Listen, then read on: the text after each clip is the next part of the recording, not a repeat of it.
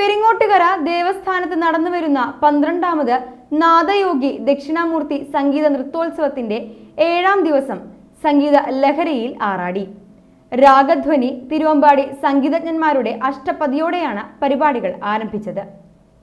Kozhikode KP Indulekha, തീർത്ഥാജയൻ, Vijay Aravind, സിഡ്നിയിൽ നിന്നും ദേവസ്ഥാനത്ത് എത്തിച്ചേർന്ന സംഗീതജ്ഞ വിജയ ഫണികുമാർ എന്നിവരുടെ കർണാടക സംഗീത കച്ചേരിയും ആസ്വാദികരമായിരുന്നു.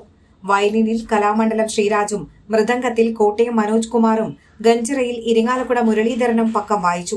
തുടർന്ന് ഏങ്ങണ്ടിയൂർ ദശപുഷ്പത്തിന്റെ തിരുവാതിരക്കളിയും ഗുരു ഗോപിനാഥ് ചിട്ടപ്പെടുത്തിയ കേരള നടന ഗ്രാമത്തിൽ നിന്നെത്തിയ ഗുരു അംബികാമോഹനനും ശബ്ന ശ്രീദേവിയും 17ഓളം ശിഷ്യകലാകാരികളും അവതരിപ്പിച്ച വള്ളി പരിണയം സംഗീത നൃത്തശില്പവും കേരള നടന ശൈലിയിൽ അരങ്ങേറി. തുടർന്ന് ഗുരുവായൂർ ജ്യോതിദാസും സംഘവും അവതരിപ്പിച്ച ജയദേവ പഞ്ചരത്ന അഷ്ടപതിയും ഉണ്ടായിരുന്നു.